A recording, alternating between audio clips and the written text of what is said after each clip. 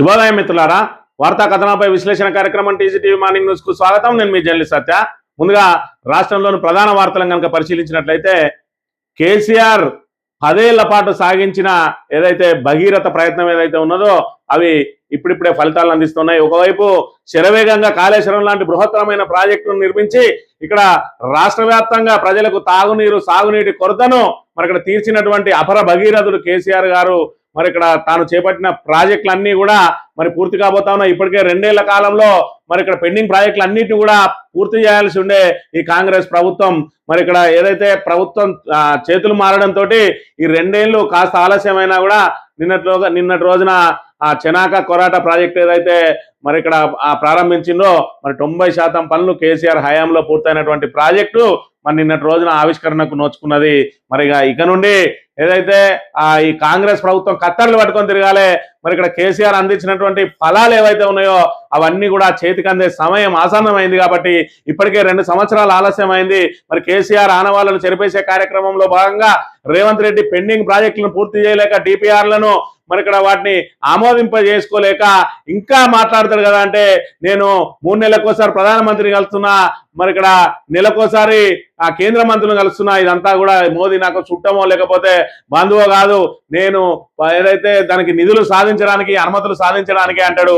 ఏది నీ అనుమతులు, ఏది పాలమూరు రంగారెడ్డి ప్రాజెక్టు డిపిఆర్ ను ఎందుకు నువ్వు మరి ఆమోదింపజేసుకోలేకపోయినావు అని అంటే ఇవాళ చంద్రబాబు నాయుడు ఆదేశాలకు తలొగ్గి ఇవాళ కమిటీ వేసి పోలవరం నల్లమల సాగర్ కు మరి ఇక్కడ క్లియరెన్స్ ఇవ్వడానికి కమిటీ వేసినావు తప్ప ఇవాళ కృష్ణా జలాల నుంచి మనకు క్లియరెన్స్ తీసుకురావడానికో మరి ఇక్కడ 90 టీఎంసీలతోటి మరి తలపెట్టినటువంటి పాలమూరు రంగారెడ్డి ప్రాజెక్టు డిపిఆర్ ను మరి తిప్పి పంపితే దాన్ని బయట కూడా చెప్పుకోలేక 45 టీఎంసీలకే తలొగ్గి లెటర్ రాయడం ఎందుకు జరిగింది? ఇదేనా నీకు పిఎం కు మధ్యలో సాగుతున్నటువంటి సత్సంబంధాలని చెప్పి ఇలా తెలంగాణ ప్రభుత్వం నిలదీస్తున్న పరిస్థితిని కూడా మనం ఇక్కడ గమనించవచ్చు.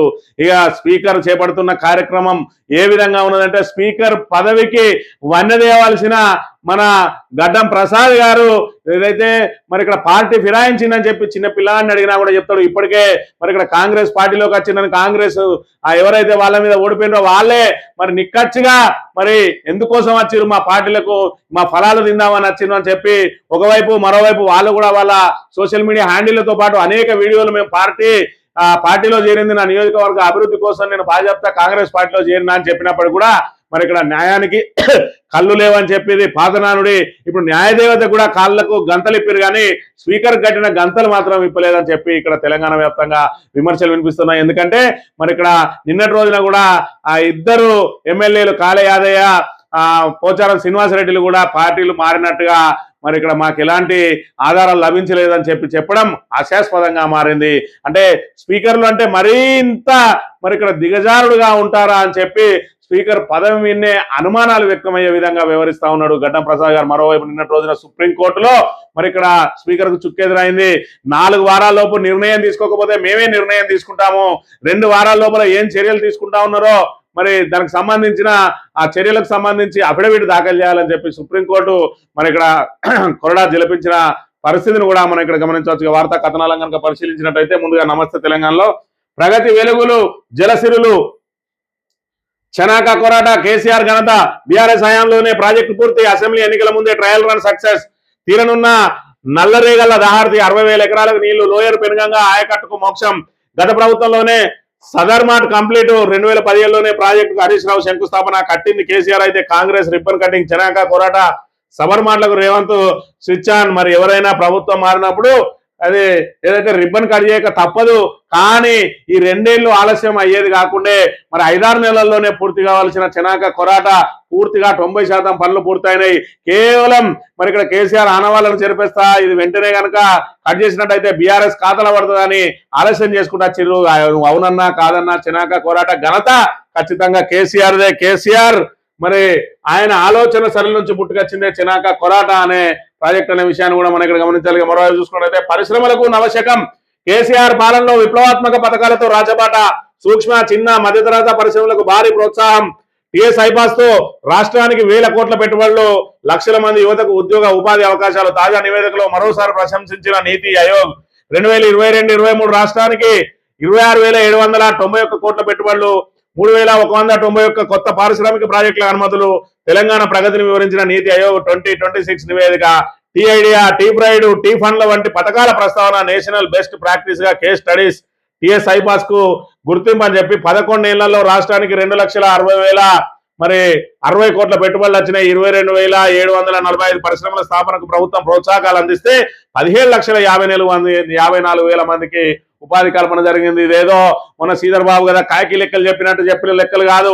మేము దావోస్కు పోయినాం, మొదటిసారి 40,000 కోట్ల పెట్టుబడి తీసుకొచ్చినాం, రెండోసారి పోయినాం 1,78,000 కోట్ల పెట్టుబడి తీసుకొచ్చినాం. అదేవిధంగా మేము ఇక్కడ ఏదైతే గ్లోబల్ సమ్మిట్ ఏర్పాటు చేసినామో దానిలో 5 లక్షల కోట్ల పెట్టుబడులు తీసుకొని వచ్చినాం. మళ్ళా పోతున్నాం దావోస్కు, మళ్ళీ 2 లక్షలు తెస్తాం. ఇవన్నీ కాకి లెక్కలు కాదు, ఇలా కేంద్ర ప్రభుత్వం చెప్పినటువంటి లెక్కలు. ఇవాళ 40,000 కోట్లు, 1,70,000 కోట్లు, 5 లక్షల కోట్లు, మొత్తం 7,20,000 కోట్లకు సంబంధించిన ఈ లెక్కలేవి. ఎంఓఈలు ఎన్ని పూర్తయినాయి, ప్రాజెక్టులు ఎన్ని పురుడు పోసుకున్నాయి, ఎంతమందికి ఉద్యోగాలు కల్పించిండ్రు. ఇవాళ నిరుద్యోగులు కూడా ప్రశ్నలు వేస్తా ఉన్నారు. శ్రీధర్ బాబు సమాధానం చెప్పాలి. కాగితాల మీద ఎవరైనా తెస్తారు పరిశ్రమలు. ఇవాళ పరిశ్రమలను నిలబెట్టి వాటికి ప్రోత్సాహకాలు ఇచ్చి వాటిని కుదురుకునేలా చేసి నిరుద్యోగ యువతకు ఉపాధి కల్పించిన వాడే నిజమైన మరి నాయకుడు, నిజమైన మరి మంత్రి అని చెప్పి ఇవాళ మనం గమనించాలి. ఇలా కేంద్ర ప్రభుత్వం చెప్తా ఉన్నది లెక్కలు. ఇలా ఎవరు కేసీఆర్ హయాంలో ఏమేమి జరిగినాయి, కేటీఆర్ మరి ఇక్కడ ఐటీ పరిశ్రమల శాఖ మంత్రిగా ఉండి మరి ఇక్కడ నిజాయితీగా 2,60,000 కోట్లు అంటాను. మొన్నటి రోజునే మీరు 5 లక్షల కోట్లు అన్నారు. ఇవి 5 లక్షల కోట్లు ఆ దావోస్కు పోయి తెచ్చిన మరి 2,20,000 కోట్లు, రేపు మళ్ళీ తీసుకురాబోయే 20 లక్షల ఏదైతే 2 లక్షల కోట్లు, మొత్తం మరో 10 లక్షల కోట్ల అని లెక్కలు చెప్తారు. 10 లక్షల కోట్ల పెట్టుబడులే కనుక వచ్చినట్టయితే తెలంగాణ సస్యశ్యామలం అవుతుంది కదా. ఇవాళ నిరుద్యోగ యువత కాదు, అసలు యువత కావాలంటే మరి ఇక్కడ దొరకని పరిస్థితి ఏర్పడుతుంది. ఇతర రాష్ట్రాల నుంచి దిగుమతి చేసుకోవాల్సిన పరిస్థితి వస్తుంది. మీరు చెప్పిన నిజమైన పెట్టుబడులు కనుక, మీరు కాయిదాల మీద చెప్పిన లెక్కలు కనుక ఆచరణలోకి కనుక వచ్చినట్టు ఉంటే అసలు తెలంగాణలో నిరుద్యోగ అనే వ్యక్తే ఉండడు. ఆయనకి చదువు రాని రాకపోని ఏదో రకమైన ఉపాధి లభించే అవకాశం ఉంటది. మరి కాకి లెక్కలు చెప్పి ఇంకెంతకాలం మరి ఇక్కడ తెలంగాణ ప్రజానీకాన్ని మోసం చేస్తావు శ్రీధర్ బాబు అని చెప్పి తెలంగాణ ప్రజానీకం ప్రశ్నిస్తా ఉన్నది. ఇప్పటికే 6 గ్యారంటీల పేరుతోటి 420 హామీలు ఇచ్చి మరి ఇక్కడ ఏదైతే అలవిగాని హామీలతోటి ఒక మేనిఫెస్టో రాసి దాన్నే భగవద్గీత అని, దాన్నే ఖురాన్ అని, దాన్నే బైబిల్ అని చెప్పి అందరినీ నమ్మబలికి మరి మోసం చేసి ఓట్లేయించుకొని ఇవాళ నిరుద్యోగ యువతను మరి ఇక్కడ ఎక్కడికక్కడ నిర్బంధించి వాళ్ళ మీద పోలీసుల దాష్టికంతో లాఠీ చార్జీలు చేస్తున్నటువంటి కాంగ్రెస్ ప్రభుత్వం ఇంకా అబద్ధాలు ఆడడం మానుకొని కేసీఆర్ చేపట్టిన సంక్షేమ పథకాలు ఏవైతే ఉన్నాయో వాటిని కొనసాగిస్తూ ఆ పెండింగ్ ప్రాజెక్టులన్నింటినీ కూడా పూర్తి చేస్తూ 6 గ్యారంటీలు ఏవైతే అమలు చేస్తామని చెప్పినో వాటిని దశల వారీగా అమలు చేసే కార్యాచరణ సిద్ధం చేయాలి. కానీ ఇంకా కూడా మరి ఇక్కడ కేసీఆర్ మీద నోరు వారేసుకుంటూ ఇంకా తిట్ల దండకంతో మరి ఇక్కడ భూత పురాణాలతోటే నేను కాలం వెల్లదీస్తా అంటే చరిత్రను మిమ్మల్ని క్షమించదనే మరి విషయాన్ని కూడా మీరు గమనించాలి.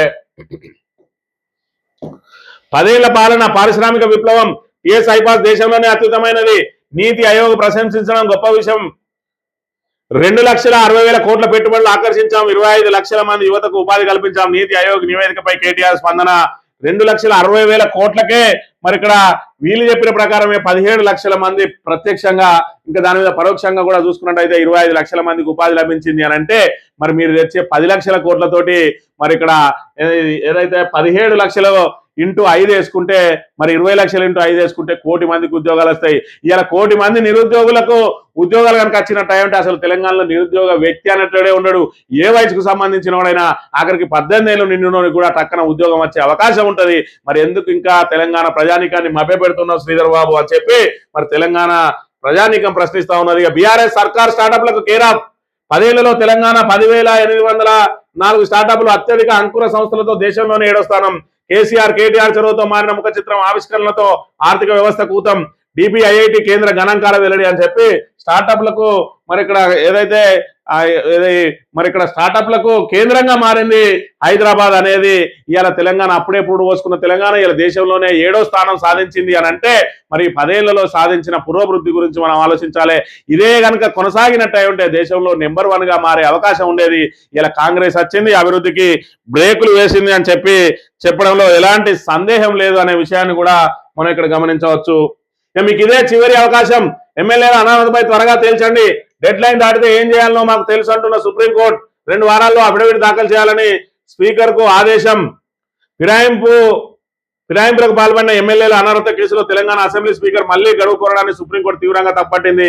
తెలంగాణ అసెంబ్లీ స్పీకర్ కు ఇదే చిట్ట చివరి అవకాశం అని చెప్పింది. ఇప్పటికీ పలుమార్లు తగిన సమయం ఇచ్చిన విషయాన్ని గుర్తు చేసింది. ఈపాటికే స్పీకరు పార్టీ ఫిరాయింపు ఎమ్మెల్యేల అనర్హత విషయంలో తగిన నిర్ణయం తీసుకొని ఉండాల్సిందని అభిప్రాయపడ్డది. మళ్ళా కూడా నిన్నటి రోజున మాకు సమయం కావాలని స్పీకర్ కోరితే మరి ఇక్కడ ఆగ్రహం వ్యక్తం చేసి ఇదే మీకు చివరి అవకాశం, ఈసారి కనుక మీరు తీసుకోకపోతే వచ్చేసారి మేమే మా అభిప్రాయం చెప్తామని చెప్పింది. మరోవైపు చూసుకున్నట్టయితే 2 వారాల్లోగా మరి మీరు ఏమేమి తీసుకుంటున్నారో మాకు అఫిడవిట్ దాఖలు చేయాలి, 4 వారాల లోపల దీన్ని పూర్తి చేయాలన్నది. కానీ స్పీకర్ విషయం ఏ విధంగా ఉన్నది అంటే మరి ఇక్కడ పోచారం శ్రీనివాసరెడ్డి అదేవిధంగా కాల యాదయ్యలో కూడా స్పీకర్ క్లీన్ చిట్ ఇచ్చిండు. ఇక మిగిలింది ఎవరంటే ముగ్గురు. మరి ఇక్కడ ఏదైతే సంజయ్ కుమార్ జగిత్యాల, అదేవిధంగా కడియం శ్రీహరి, దానం నాగేందర్. మరి దానం నాగేందర్ కూడా పార్టీ మారలేదు అనుకోవచ్చు, కానీ పాపం ఆయన కాంగ్రెస్ టికెట్ మీద ఎంపీగా పోటీ చేసిండు. ఇక ఆయనను కూడా పార్టీ మారలేదు అని అనే ఉంటే ఇక అసలు నువ్వు స్పీకర్ గా ఉండు కూడా వేస్ట్, రాజీనామా చేయమని చెప్పి మరి సొంత పార్టీ వాళ్ళే అనే అవకాశం ఉన్నది. కాబట్టి ఆ ముగ్గురు విషయంలో మరి ఆచితూచి అడుగులేస్తాడు. అయినప్పటికీ కూడా మరి ఒక్క దానం నాగేందర్ మినహా మిగతా ఇద్దరు కూడా క్లీన్ చిట్ వచ్చే అవకాశం ఉంటుంది. ఎందుకంటే ముఖ్యమంత్రి ఏం చెప్తే అక్కడ తలూపడానికి ఎస్బాస్ అనడానికే స్పీకర్ ఉన్నాడు తప్ప తన స్థానాన్ని మరి తనకున్న పరిధిని మాత్రం వినియోగించుకుంటలేడు అనే విషయాన్ని అయితే మనం ఇక్కడ ప్రధానంగా గమనించవచ్చు. ఇక సిపిఎస్ ఉద్యోగులకు ఏరియర్స్ ఇవ్వలేం తేల్చెప్పిన రాష్ట్ర ప్రభుత్వం. ఎవరికి ఏమి రాను అసలు వీళ్ళకు మరి ఏదైతే వాళ్ళకు జీతాలు ఇవ్వడమే కష్టంగా మారే అవకాశం ఉన్నది. ఇప్పుడున్న పరిస్థితులలో అప్పులు తెస్తే తప్ప జీతాలు ఇవ్వలేని దుస్థితికి తీసుకొచ్చింది ఇలా కాంగ్రెస్ ప్రభుత్వం తెలంగాణ రాష్ట్రాన్ని. కాంగ్రెస్ పై నిరుద్యోగి కన్నూడి శాపం, ఉద్యోగ నియామకాలు ఎక్కడ అంటూ ఆవేదన, మున్సిపల్ ఎన్నికల్లో కాంగ్రెస్ ఓడించాలని పిలుపు. చెన్నూరు నియోజకవర్గ యువకుడి తీవ్ర ఆగ్రహం. చెన్నూరు నియోజకవర్గ యువకుడే కాదు ప్రతి నిరుద్యోగ యువకుడు మీద ఆక్రోశం వెళ్ళగస్తా ఉన్నాడు. వాళ్ళ ఆవేదన ఆక్రందన ఏదైతే ఇలా తినే అన్నంలో మట్టు కొట్టుకున్నామని చెప్పి వీళ్ళ మాయ మాటలు నమ్మి మరి ఏదైతే ఆల్రెడీ ఉద్యోగ నియామకాల కోసం మరి వాళ్ళు ఆల్రెడీ నోటిఫికేషన్లు ఇచ్చి ఉద్యోగ ఎంపిక ప్రక్రియ పూర్తి చేసి ఉద్యోగాలను క్రమక్రమంగా భర్తీ చేస్తున్న క్షణంలో ఇవాళ కాంగ్రెస్ ప్రభుత్వం నిరుద్యోగులను మన ఇక్కడ నమ్మించి నట్టేట ముంచింది. ఇవాళ కేసీఆర్ ఇచ్చిన ఉద్యోగాలు తప్ప కొత్తగా వచ్చిన రేవంత్ రెడ్డి ఉద్యోగాలు ఏమి ఇచ్చిన పాపానవలేదు. వచ్చిన మొదటి సంవత్సరంలోనే 2 లక్షల ఉద్యోగాలు ఇస్తామని చెప్పి ప్రతి సంవత్సరం జాబ్ క్యాలెండర్ ను విడుదల చేసి ప్రతి సంవత్సరం కూడా ఖాళీలను భర్తీ చేస్తామని చెప్పి కేసీఆర్ ఇచ్చిన 60,000 ఉద్యోగాలకు అనుబంధ నోటిఫికేషన్లు ఇచ్చి కేవలం 10,000 ఉద్యోగాలు ఇచ్చి 70,000 మేమే ఇచ్చినామని చెప్పి చెప్పుకుంటున్న ఘనత ఇవాళ కాంగ్రెస్ ది. దాంతో ఇవాళ నిరుద్యోగులు తలలు పట్టుకుంటున్న పరిస్థితి. ఆ ప్రభుత్వాన్ని అనవసరంగా మనం బదనాం చేసి ఇవాళ ఆ ప్రభుత్వాన్ని చేజార్చుకొని ఇవాళ మన అన్నంలో మనమే మట్టి కొట్టుకుంటున్నామని చెప్పి ఎవరికారు బాధపడుతున్న పరిస్థితిని కూడా చూడవచ్చు. ఇక మోదీని కలిస్తే తప్పేంటి? నిర్మల్ బహిరంగ సభలో ముఖ్యమంత్రి రేవంత్ రెడ్డి ఆయన మన దేశానికి ప్రధానమంత్రి, పీఎం అనుమతిస్తే ఎయిర్పోర్టు పెద్ద పెద్ద పరిశ్రమలు వస్తాయి, రాష్ట్రాభివృద్ధికి ఎవరినైనా కలుస్తా, పొంకల్ వద్ద గోదావరిపై సబర్మడ్ బరాజ్ ప్రారంభం. ఈ ప్రాజెక్టుకు పొద్దుటూరు నరసారెడ్డి పేరు, చెనాక కొరాటకు శ్రీ రామచంద్రారెడ్డి పేరు. చెనాక కొరాట ప్రాజెక్టు నుంచి నీళ్లు విడుదల చేసిన సీఎం అని చెప్పి మరి ఇక్కడ ఆయన ఏం చెప్తా ఉన్నాడు ఒకసారి ఆయన మాటల్లో విన్నట్టయితే, ప్రతి 3 నెలలకు ఒకసారి ప్రధానమంత్రి దగ్గరికి వెళ్తున్నా, ప్రతి 10 రోజులకు ఒకసారి కేంద్ర మంత్రుల దగ్గరికి వెళ్తున్నా. ఢిల్లీ నుంచి రావాల్సిన అనుమతులు, తేవాల్సిన నిధుల కోసం కేంద్ర ప్రభుత్వంలో ఉన్న పెద్దలు మేమైతే కలుస్తున్నామో రాష్ట్ర ప్రభుత్వానికి కాంగ్రెస్ పార్టీ మేమందరం బాధ్యత వహిస్తున్నది. 3 నెలలకోసారి ప్రధానమంత్రి కలుస్తాడట, 10 రోజులకోసారి మరి కేంద్ర మంత్రులను కలుస్తాడట. మరి వీళ్ళు ఏమంటారంటే సోషల్ మీడియా నెటిజన్స్ ఏమంటా ఉన్నారు, బీజేపీ వాళ్ళు కూడా ఇన్నిసార్లు వెళ్ళరేమో, ఇన్నిసార్లు కలవడం కన్నా బీజేపీలో చేరితే బెటర్ కదా అని చర్చించుకుంటున్న జనం అని చెప్పి మరి ఇన్నిసార్లు వెళ్ళినావు ఓకే, మరి ఎన్ని అనుమతులు తెచ్చినావు?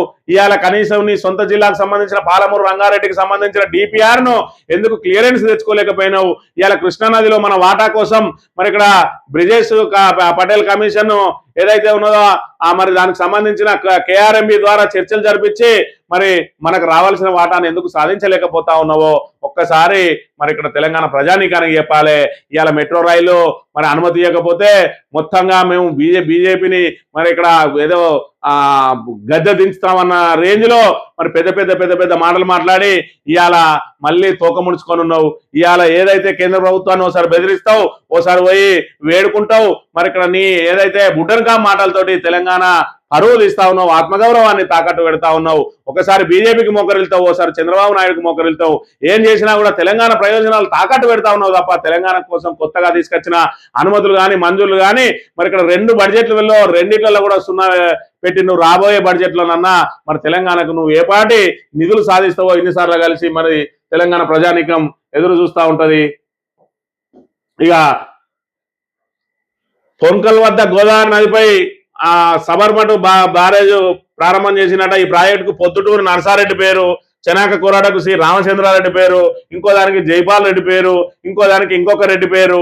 ఇవాళ తెలంగాణ కోసం పోరాడిన వ్యక్తులు కానీ లేదంటే తెలంగాణలో ఉన్నటువంటి మహనీయుల పేర్లు కానీ అన్ని పక్కకు పెట్టి ఈ రెడ్ల పేర్లు అన్నింటినీ కూడా తీసుకొచ్చి అక్కడ పెట్టి రెడ్లే మరి ఇక్కడ గొప్పలు భారతదేశానికి లేదంటే మన తెలంగాణకు ఈ రెడ్లే మనకు గొప్ప వాళ్ళు అని చెప్పి చూపెట్టడానికి ఆఖరికి ఫ్లైఓవర్ కు అదే పేరు, మరి ఏదైనా ఆ పార్క్ ఉన్న అదే వాళ్ళదే పేరు, ఇంకేది ఉంటే దానికి అదే పేరు. మరి మొన్నటి రోజున ఒకసారి బీసీ సభ జరుగుతూ అక్కడికి వెళ్ళినాం, అక్కడ బీసీ నాయకులందరూ కూడా మాట్లాడిను. మరి ఇలా చూసుకున్నట్టయితే ఇలా తెలంగాణ కోసం పోరాడిన వాళ్ళు లేకపోతే తెలంగాణకు సంబంధించిన మహనీయుల పేర్లో కాకుండా ఇలా కేవలం రెడ్ల పేర్లే మీరు అన్నిటికీ పెడతా ఉన్నారు. మరి ఇక్కడ బీసీ రాజ్యం వచ్చిన రోజున మీ పేర్లన్నీ కూడా తీసి పడేస్తామని చెప్పి ఒక నాయకుడు అంటే తీసి పడేసేది లేదు, వాళ్ళ పేర్లు కూడా ఖచ్చితంగా ఉంచుతాం, కాకపోతే పయకానాలన్నిటికీ కూడా వాళ్ళ పేర్లు పెడతామని చెప్పిండు. మరి మీరు ఇదే రీతిలో వివరించుకుంటూ పోతే రేపటి రోజున బీసీ రాజ్యం వచ్చిన రోజున నిజంగానే మీరు పెట్టిన పేర్లన్నీ వీకి పయకానాలకు పెట్టాల్సిన దుస్థితిని మీరే కొని తెచ్చుకుంటా ఉన్నారు అనే విషయాన్ని కూడా మనం ఇక్కడ గమనించాలి. టీచర్లకు టార్గెట్ పరీక్ష ఫలితాల ఆధారంగా పాయింట్లట, ఓవరాల్ రిజల్ట్ ప్రిన్సిపాల్ హెచ్ఎం బాధ్యులు.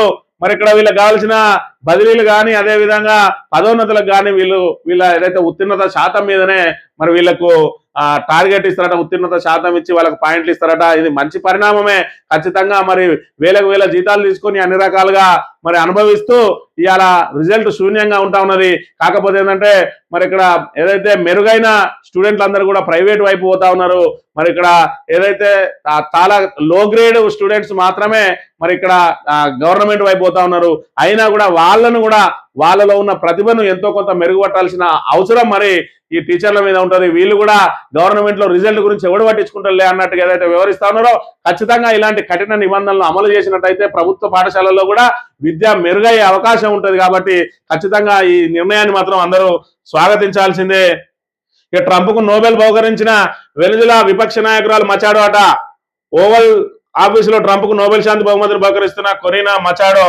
మరి ఇక్కడ ఈయనకు నోబెల్ బహుమతి పిచ్చేదైతే పట్టిందో ట్రంప్ కు, మరి ఇక పిచ్చోడు ఏ విధంగా వ్యవహరిస్తాడంటే పక్కోంది గుంజుకొని పోయింది నాదే అన్నట్టుగా మరి ఇక్కడ వెనుజులాకు సంబంధించిన విపక్ష నాయకురాలకు వచ్చినటువంటి నోబెల్ శాంతి బహుమతి ఏదైతే ఉన్నదో మరి ఆ నోబెల్ శాంతి బహుమతి నాకు ఇప్పియలేదని, నాకు ఇయ్యలేదని, అదే విధంగా నోబెల్ కమిటీ మీద రుసరుసలు, భారత్ లాంటి దేశాలు మరి నన్ను నోబెల్ కు ఏదైతే నామినేట్ చేయలేదని చెప్పి భారత్ మీద మరి ఇక్కడ సుంకాలు, ఈ రకంగా పుంకాలుగా అబద్ధాలు ఆడుతున్నటువంటి మరి అనేక రకాలుగా పిచ్చి చేష్టలు చేస్తున్నటువంటి ట్రంప్ ఆఖరికి మరి వెనుజులా విపక్ష నాయకురాలు మచాడోకు వచ్చినటువంటి ఆ నోబెల్ బహుమతి మరి నీకు అంకితం చేస్తానా అంటే తీసుకొని సంబరపడతా ఉన్నాడట.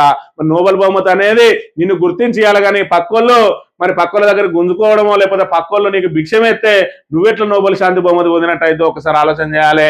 మరి అమెరికా లాంటి అగ్రరాజ్యానికి అధిపతిగా ఉన్నటువంటి ఇలాంటి ట్రంప్ ఇలాంటి చిల్లర వేషాలు వేస్తా ఉన్నాడంటే ఇంకా మామూలు వాళ్ళ పరిస్థితి ఏ విధంగా ఉంటుందో ఒక్కసారి ఆలోచన చేసుకోవాలి. ఆంధ్రజ్యోతి విషయానికి వస్తే ఫామ్ హౌస్ లో శుక్రాచార్యుడు, అసెంబ్లీలో మారీచుడు, సుభావుడు ప్రభుత్వాన్ని ఇబ్బంది పెడుతున్నారు. వారికి రాజకీయ సమాన్ తప్పదు. 2034 వరకు రాష్ట్రంలో ప్రజాపాలనే, రాష్ట్ర అభివృద్ధి కోసం ఎవరినైనా కలుస్తా, ప్రధాని మోడీని కలుస్తుంది.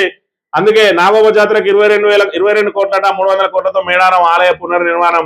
మరి ఇక్కడ అసెంబ్లీలో మారీచుడు సుబాబుడే కాదు కౌరవులు అందరూ కూడా అల్లనే ఉన్నారు. మరి అలా పాండవుల్లాగా ఉన్నటువంటి బీఆర్ఎస్ నాయకులను మాట్లాడకుండా కౌరవ సైన్యం ఏ విధంగా అడ్డుపడతా ఉన్నదో మనం చూస్తూనే ఉన్నాం. మరి ధృతరాష్ట్రులు లాంటి మరి స్పీకరు ఏం చేయలేక నిశ్చేష్టుడై చూస్తూ ఉన్నాడు. మరి ఇక్కడ ఇంకా కూడా కేసీఆర్ మీద ఇంకా విషయం చెబుతూనే ఉన్నాడు. ఒక్కరోజు కేసీఆర్ వచ్చి బయట ప్రెస్ మీట్ పెడితేనే ఇంకా కూడా కింద మీద అవుతా ఉన్నావు. అసలు ఏదైతే మరి ఇక్కడ కేసీఆర్ వచ్చి ప్రెస్ మీట్ పెట్టిండో ఆ ప్రెస్ మీట్ అంశమే మరి లోక్సభ ఏదైతే మరి శాసనసభలో మొత్తం దాని ఎజెండా అంశంగా ఎందుకు మారిందో ఒకసారి ఆలోచన చేయాలి. ఇవాళ ఏదైతే ప్రభుత్వం చేస్తున్న తప్పులను ఎత్తి చూపితే మరి ఇక్కడ రాక్షసులతో పోలుస్తున్నటువంటి మరి ఈ రేవంత్ రెడ్డి ఆయన ప్రజాపాలన ఏ విధంగా ఉన్నదో మరి మొన్న చూసిన పండుగ రోజున మరి విలేకరులను కూడా అర్ధరాత్రిళ్ళు ఎయిర్పోర్ట్లకు పోయి డోర్లు వలగొట్టి తీసుకొని వచ్చి అరెస్టులు చేసి మరి ఇక్కడ లాస్ట్ వాళ్ళు సాధించింది ఏంటంటే వాళ్ళు చేసిన రిమాండ్ ను కూడా ఆ జడ్జి యాక్సెప్ట్ చేయలేదు, రిమాండ్ ను రిజెక్ట్ చేసిర్రు అని అంటే ఎంత సిగ్గుచేటో పోలీసులు ఎంత తలవంపో ఒకసారి ఆలోచన చేయాలి. అసలు బాధితులు ఎవరు ఫిర్యాదు చేయకుండానే మరి వాళ్ళను బాధ్యులను తీసుకొచ్చి ఏ విధంగా అరెస్ట్ చేస్తారని కోర్టు మొట్టికాయలేసింది. ఇంకా కూడా రాక్షస పాలన చేసుకుంటా ఇంకా ఈ రావణ రాజ్యం లాగా నడిపిస్తా ఉన్నారు తెలంగాణను. అయినా ఇంకా మేమే దేవుళ్ళం అని చెప్పుకుంటా ఉన్నారు. రావణాసురుడు కూడా నేనే దేవుణ్ణి అని చెప్పుకునేదట. ఇలా కాంగ్రెస్ నాయకులు కూడా మేమే దేవుళ్ళం అని చెప్తా ఉన్నారు. మరోవైపు కౌరవ లాంటి మరి కౌరవ పాలన జరుగుతా ఉన్నది. మరి ఇక్కడ ఏదైతే పాండవులు మళ్ళీ అధికారంలోకి రావడం తథ్యం ఎప్పటికున్నా మరి ఇక్కడ పాండవులే లాస్ట్ కు మళ్ళా రాజ్యాధికారాన్ని చేపట్టిన అంశాన్ని కూడా మనం ఇక్కడ గమనించాలి. ఎన్ని మరి ఇక్కడ ఏదైతే ఆ సత్యాలను తట్టుకోలేక ఏదైతే ప్రశ్నించిన ప్రశ్నలకు సమాధానం చెప్పలేక నోటికొచ్చినట్టు బూతులు తిడుతూ మరి ఆక్రోశాన్ని వెలగక్కుతా ఉన్నాడు రేవంత్ రెడ్డి. అంతకంతకు అనుభవించక తప్పదు అనే విషయాన్ని కూడా మనం ఇక్కడ గమనించాలి. ఉద్యోగులే వారధులు సారథులు, ప్రజాపాలనలో 70,000 కొలువుల భర్తీ, టీజీపీఎస్సీ సమూలంగా ప్రక్షణీయత్వం, ప్రజాపాలనలో 70,000 పోస్టులు భర్తీ, వేగంగానే 2 లక్షల ఉద్యోగాలు ఇస్తా అన్నాడు. 60,000 నియామక పత్రాలు మాత్రమే ఇచ్చిండు కేసీఆర్. దానికి సంబంధించిన నోటిఫికేషన్లు ఇచ్చిండు, దానికి ఏదైతే ఎగ్జామ్స్ ప్రక్రియ నిర్వహించిండు, ఎంపిక ప్రక్రియ పూర్తి చేసిండు. కేవలం మరి ఇక్కడ కోడ్ తోటి నియామక పత్రాలు ఆగిపోతే ఆ నియామక ప్రక్రియ చేపట్టి నేనే ఉద్యోగాలు ఇచ్చిన అని చెప్పుకుంటున్నటువంటి రేవంత్ రెడ్డిని ఇలా నిరుద్యోగులందరూ కూడా చూస్తా ఉన్నారు. నువ్వు ఇచ్చిన ఉద్యోగాలన్నీ, నువ్వు ఇచ్చిన హామీ ఎంత, నువ్వు చేసినటువంటి మరి జాబ్ క్యాలెండర్ ఏమైంది, మరి ఇక్కడ ఖాళీల గుర్తింపు ఏమైంది, 70,000 ఇచ్చినా అని చెప్పి ఇంత గర్వంగా చెప్పుకుంటున్నావు. అందులో 60,000 ఉద్యోగాలు కేసీఆర్ ఇచ్చినాయి అని చెప్పి మరి ప్రతి నిరుద్యోగికి తెలుసు. ఖచ్చితంగా నిన్ను నిరుద్యోగులే బొందబెట్టే కాలం ముందరున్నదనే విషయాన్ని మనం ఇక్కడ గమనించాలి. ఇక నచ్చిన వాళ్ళకే 9 బ్లాక్, 25 ఏళ్ల కాలానికి ఓబీ తొలగింపు, బొగ్గు ఉత్పత్తి రవాణా కోసం టెండర్ వేసే సంస్థలు గనిని సందర్శించాలని సింగరేణి సంస్థ నుంచి ఆ మేరకు ధృవీకరణ పత్రం తీసుకోవాలని అసాధారణ నిబంధన అట. బ్లాక్ ను సందర్శించిన 16కు పైగా సంస్థలు ఇంకా ఎవరికి అందని సర్టిఫికేట్ ఆఖరి నిమిషంలో కావాల్సిన సంస్థకు సర్టిఫికేట్ ఇచ్చి బ్లాక్ కేటాయించేలా ప్లాన్. ఆదానిని ముందు పెట్టి ప్రతిమా శ్రీనివాస్ కట్టబెట్టేందుకు గతంలో ప్రయత్నాలు. అప్పట్లో ఢిల్లీ దాకా వెళ్లి ఆ ప్రయత్నాలను అడ్డుకున్న కోమటిరెడ్డి వెంకటరెడ్డి మరి ఇప్పుడే వాళ్ళు అడ్డుకుంటారు అని చెప్పి పాపం ఆంధ్రజ్యోతి చెప్తా ఉన్నది. మరి దీనికి వాటర్ రానట్టున్నది. ఎందుకంటే ఇవాళ మరి సింగరేణి సంస్థకు సంబంధించి మంత్రిగా ఉన్నటువంటి బట్టి విక్రమార్క గారు అందులో చిన్నగా స్థానచలనం కావాలన్నా, ఇవాళ జిఎంలు మారాలన్నా మరి ఇక్కడ ఖచ్చితంగా వాళ్ళకి ఆమ్యామ్యాలు ముట్టాల్సిందే అని చెప్పి పెద్ద ఎత్తున ఆరోపణలు వెలువడతా ఉన్నాయి. ఇవాళ 9 బ్లాక్ ఒరిస్సాలో సింగరేణికి కేటాయించారు. ఆ సింగరేణికి కేటాయించిన 9 బ్లాక్ ను సింగరేణి మరి ఇక్కడ పనులు చేయకుండా 25 సంవత్సరాల పాటు లీజుకి ఇవ్వడానికి మరి ఇక్కడ ప్రభుత్వం ముందుకు పోతా ఉన్నది. ఆ లీజుకి ఇచ్చే కార్యక్రమంలో భాగంగా ఎవరైతే వాళ్ళు టెండర్లు వేస్తారో ఆ టెండర్ లో మరి కోట్ చేసిన వాళ్ళను బట్టి ఇవ్వకుండా ఆ సంస్థను ఏదైతే ఆ 9 బ్లాక్ ను ముందే పోయి మీరు సందర్శించి రావాలి. మీరు సందర్శించినట్టుగా మరి సింగరేణి సంస్థ సర్టిఫై చేయాలి. ఆ సర్టిఫికేట్ ఉన్న వాళ్ళు మాత్రమే టెండర్లో పాల్గొనాలంటాను. మరి 16 సంస్థలు పోయినాయంటే ఇప్పటికి ఒక్క సంస్థ గుడియలే. అంటే బట్టి విక్రమార్క గారు ఏ సంస్థకు సర్టిఫికేట్ ఇవ్వంటే సిఎండి ఆ సంస్థకు సర్టిఫికేట్ ఇస్తాడు. ఆ సర్టిఫికేట్ ఇచ్చిన సంస్థకే టెండర్ వస్తుంది. ఆ టెండర్ వచ్చిన సంస్థ ప్లస్ వీళ్ళు భాగస్వాములుగా ఇక 9 బ్లాక్ లో ఉన్న బొగ్గును దోచుకోవడానికి సిద్ధమైంది అని చెప్పి ఆంధ్రజ్యోతి చెప్తున్న అంశం మనం ఇక్కడ గమనించవచ్చు. మైనస్ మార్కులతో పీజీ వైద్య విద్య ప్రవేశాల, వైద్య విద్య నాణ్యతపై నీళ్ళనీడలు, మిగిలేవి నాన్ క్లినికల్ సీట్లే ప్రైవేట్ లోనే అధికం, ఉత్తరాదినే ఎక్కువగా ఈ పరిస్థితి అట. పీజీ వైద్య విద్యలో ప్రవేశానికి -40 మార్కులను కటాఫ్గా నిర్ణయిస్తూ జాతీయ వైద్య కమిషన్ తీసుకున్న నిర్ణయంపై సర్వత్రా విమర్శలు వెలువెత్తుతున్నాయి. దేశవ్యాప్తంగా సుమారు 18,000కు పైగా పీజీ సీట్లు మిగిలిపోవడంతో వాటిని భర్తీ చేయాలనే ఉద్దేశంతో ఎన్ఎంసీ ఈ నిర్ణయం తీసుకున్న సంగతి తెలిసిందే. అయితే దీనిపై వైద్య రంగ నిపుణులు తీవ్ర ఆందోళన వ్యక్తం చేస్తున్నారు. నీట్ పీజీ ఎంట్రన్స్ లో 200 ప్రశ్నలు ఉంటాయి. ఒక్కో ప్రశ్నకు సరైన సమాధానానికి 4 మార్కులు, అంటే మొత్తం 800 మార్కులు ఇస్తారు. తప్పుడు సమాధానం రాస్తే మైనస్ మార్కులు ఇస్తారు. ఒక్కో తప్పు జవాబుకు 1 మార్కు మైనస్ చేస్తారు. కనీసం 40 ప్రశ్నలకు సరైన సమాధానాలు రాస్తే 160 మార్కులు వస్తాయి. మిగిలిన 160 ప్రశ్నలకు తప్పు సమాధానం ఇచ్చిన 160 మార్కులు మైనస్ అయ్యి 0 వస్తుంది. అప్పుడు అభ్యర్థికి నీట్ పీజీలో 0 మార్కులు వచ్చినట్టుగా పరిగణిస్తారు. ఇక్కడ 0 మార్కులు కాదు, అంతకన్నా తక్కువగా -40 మార్కులు వచ్చినా కూడా, అంటే కేవలం 32 ప్రశ్నలకే సమాధానాలు రాసి మిగతా 168 ప్రశ్నలకు తప్పు జవాబు ఇచ్చిన పీజీ వైద్య సీట్లో మరి ఇక్కడ సీట్ ఇస్తారట. 40 మార్కులు తక్కువ వచ్చినా, అంటే -40 వచ్చినా కూడా ఇస్తారట. పీజీ వైద్య విద్య అనేది మరి ఇక్కడ ఏదైతే మనుషుల ప్రాణాలతో చెలగాటం ఆడేది. దానిలో మరి ఇక్కడ ఏదైతే నీట్ ఎగ్జామ్ అనేది ఎందుకు పెడతారు, వాళ్ళ ప్రతిభను గుర్తించడానికి పెడతారు. మరి ఆ ప్రతిభను గుర్తించే కార్యక్రమంలో ఇన్ని మార్కులు రావాలని పెడతారు, కానీ నీకు మైనస్ వచ్చిన మంచిగా ఇస్తామని చెప్తా ఉన్నారు కేవలం సీట్లను నింపుకోవడం కోసం అని. అంటే మరి ఇక్కడ వైద్య విద్య దాని యొక్క మరి విశ్వసనీయత దెబ్బతింటా ఉన్నదని చెప్తున్న పరిస్థితిని కూడా మనం ఇక్కడ గమనించాలి. బీజేపీ మహా విజయం, మహారాష్ట్రలో మున్సిపల్ ఎన్నికల్లో భారీ గెలుపు, 29 కార్పొరేషన్లో 25 చోట్ల ఘన విజయం అట. ముంబైలో మహాయతి కూటమి పాగా 25 ఏళ్ల శివసేన ఏకఛత్రాధిపత్యానికి చెక్ ప్రభావం చూపిన ఠాక్రేలు పవార్ల ఐక్యత అని చెప్పి మరి ఇక్కడ మున్సిపల్ ఏదైతే బీజేపీ మున్సిపల్ మహారాష్ట్ర మున్సిపల్లో ఘన విజయం సాధించింది. మరోవైపు కాంగ్రెస్ కు ఒకే ఒక్క సీట్ వచ్చిందట 29 ఇక బీహార్ లో చూసుకున్నట్టయితే మొత్తం తుడిచిపెట్టుకపోయింది కాంగ్రెస్. మొన్న 6 ఎమ్మెల్యేలు గెలిస్తే ఆ 6 ఎమ్మెల్యేలు కూడా జేడీయూలోకి మరి ఇక్కడ వెళ్ళిపోతా ఉన్నారట. అంటే కాంగ్రెస్ దేశవ్యాప్తంగా ఖాళీ అవుతా ఉన్నది. ఇక ఖాళీ కావాల్సింది ఎక్కడ అంటే ఆల్రెడీ కర్ణాటకలో కూడా ఖాళీ కాబోతా ఉన్నది. ఇక హిమాచల్ ప్రదేశ్ లో అయితే జీవితంలో కాంగ్రెస్ వచ్చే అవకాశమే లేదు. ఇక మిగిలిన మరి ఇక్కడ తెలంగాణలో ఇక తెలంగాణ పరిస్థితి చూసుకున్నట్టయితే కాంగ్రెస్ కు ఓటేసిన వాళ్ళు మరి వాళ్ళ చెప్పుతోటి వాళ్ళే కొట్టుకుంటున్న పరిస్థితి ఉన్నాయి. కాబట్టి దేశవ్యాప్తంగా కాంగ్రెస్ త్వరలో ఖాళీ కాబోతా ఉన్నదనే విషయాన్ని కూడా మనం ఇక్కడ గమనించాలి. ఇంకెంతకాలం విచారిస్తారు? ఫోన్ ట్యాపింగ్ నిందితులు ప్రభాకర్ రావు బెయిల్ పిటిషన్ పై సర్కార్కు సుప్రీంకోర్టు ప్రశ్న, తదుపరి విచారణ మార్చి 10కి వాయిదా అని చెప్పి మరి ఇక్కడ ఇంకెంతకాలం విచారిస్తారంటే వాళ్ళకు ఏదో ఒక అంశం మరి తెర మీద ఉండాలి. ఇంత 2 ఏళ్ళు కూడా పాపం వాళ్ళకు ఆ కేసు అట్లా నిలబడే అవకాశం మీరు కల్పించినట్టయితే దీన్ని కానీ లేదంటే కాళేశ్వరం కమిషన్ కానీ లేదంటే మరి ఇక్కడ ఆ ఫోన్ ట్యాపింగ్ది కాళేశ్వరం కమిషన్ది అదేవిధంగా మరి ఇక్కడ ఏదైతే మోటార్ కార్ రేస్ ఈ కార్ రేస్ కు సంబంధించింది కానీ ఇక వీటి మీదనే రోజుకొక్క ఏదైతే మరి ఇక్కడ ప్రభుత్వం మీద వ్యతిరేకత వచ్చింది, ఇవాళ యూరియా దొరుకుతలేదు, ప్రజలందరూ కూడా రైతులందరూ ఆగ్రహంగా ఉన్నారు అని అన్నప్పుడు ఒక లీక్ దీన్ని వదలాలి, వాళ్ళందరినీ కూడా ఇటువైపు డైవర్ట్ చేయాలి. ఇక దీన్ని కేవలం డైవర్షన్ పాలిటిక్స్ కోసమే వాడుకుంటున్నారు. కాబట్టి వాళ్ళకు మరో 2 సంవత్సరాల అవకాశం ఇస్తే పాపం దాన్ని అట్లే వాడుకుంటారు. పైరవీలకు కాదు, రాష్ట్ర ప్రయోజనాల కోసం ఢిల్లీకి వెళ్తున్నా మరి ప్రయోజనాలు తెచ్చి ఎన్ని నిధులు తీసుకొని వచ్చిండో రేవంత్ రెడ్డి ఒకసారి ఆలోచన చేయాలి. ఇలా ఈనాడు ఇంత పెద్ద మరి ఇక్కడ బ్యానర్ ఐటమ్ పెట్టింది పైరవీలకు కాదు రాష్ట్ర ప్రయోజనాల కోసమే అని. మరి ఈయన తెచ్చిన ఏవైతే అనుమతులు ఏవైతే దీనికి నిధులు ఉన్నాయో అవిని కూడా ఒక పెద్ద బ్యానర్ పెట్టి రాయాలి. మరి ఈయన తెచ్చింది ఏదన్నా ఉన్నట్టయితే ఈ 2 సంవత్సరాల కాలంలో రేవంత్ రెడ్డి ప్రధానమంత్రిని ఇన్నిసార్లు కలిసి కేంద్ర మంత్రులు ఇన్నిసార్లు కలిసి ఏమేమి అనుమతులు తీసుకొని వచ్చిండు, ఏవేవి మనకి ఇలా మరి ఇక్కడ నిలబడబోతా ఉన్నాయి. ఇలా చెనాక కొరాట ప్రాజెక్టుకు మన కేంద్రం ఇట్లా అనుమతి ఇచ్చిందా మరి ఒకసారి ఆలోచన చేయాలి. ఇలా కేసీఆర్ ప్రతిభతోటి ఇవాళ ఈ ప్రాజెక్టులు పూర్తిగా పడుతూ ఉన్నాయి. అదే కనుక కాంగ్రెస్ ప్రభుత్వం వచ్చినట్టు అయ్యి ఉంటే ఖచ్చితంగా నాడు కిరణ్ కుమార్ రెడ్డి ఏదైతే చెప్పిండో మీరు కరెంటు తీగల మీద బట్టలు ఆరేసుకోవడానికి తప్ప మీకు కరెంట్ అనేది ఉండదు అని చెప్పి ఏదైతే మరి శాపనార్థాలు పెట్టిండో కిరణ్ కుమార్ రెడ్డి, ఇలాంటి చవట దద్దమ్మ ప్రభుత్వం కనుక ఆ రోజే అధికారంలోకి వచ్చినట్టయితే ప్రజలు తెలివివంతులు కాబట్టి మరి ఇక్కడ కేసీఆర్ ను ముఖ్యమంత్రిని చేసిరు. అదే ఆ రోజున తెలంగాణ ఇచ్చింది కాంగ్రెసే అని కనుక మరి ప్రజల లోపల ఏమాత్రం చిన్న మరి కర్టసీ ఉన్న వాళ్ళు అటువైపు మొగ్గినట్టు ఉంటే ఇవాళ తెలంగాణ సర్వనాశనం అయ్యేది. మరి ఇక్కడ 10 ఏళ్ళు నిలబెట్టుకున్న తెలంగాణ అన్ని రకాలుగా మరి సంక్షేమం అభివృద్ధి సమపాలలో సాగిస్తూ వ్యవసాయాన్ని భారతదేశంలోనే నెంబర్ 1 గా సాగించి ఇవాళ మరి ఇక్కడ నీటికి కొరత లేకుండా, కరెంటుకి కొరత లేకుండా, ఆహారానికి కొరత లేకుండా అన్ని రకాలుగా మరి ఏర్పాటు చేసి అత్యధిక ఆదాయాన్ని పొందే రాష్ట్రంగా తయారు చేస్తున్న తరుణంలో ఇలా కాంగ్రెస్ వచ్చి 2 సంవత్సరాలలోనే మనం ఏ విధంగా కుప్పగూలినామో మనందరం కల్లారా చూస్తా ఉన్నాం. ఇంకా ఇదే విధంగా మరి 3 సంవత్సరాలు మనం భరించక తప్పదు. ఈ 3 సంవత్సరాలలో ఇంకా రాష్ట్రాన్ని ఏ విధంగా అధోగతి పాలు చేస్తుందో కాంగ్రెస్ దీన్ని అందరినీ కూడా సరిదిద్దుకోవాలంటే ఖచ్చితంగా ఎలక్షన్ ఎప్పుడొచ్చినా కూడా కాంగ్రెస్ కు బుద్ధి చెప్తేనే కొంతవరకు సెటరేట్ అవుతారు.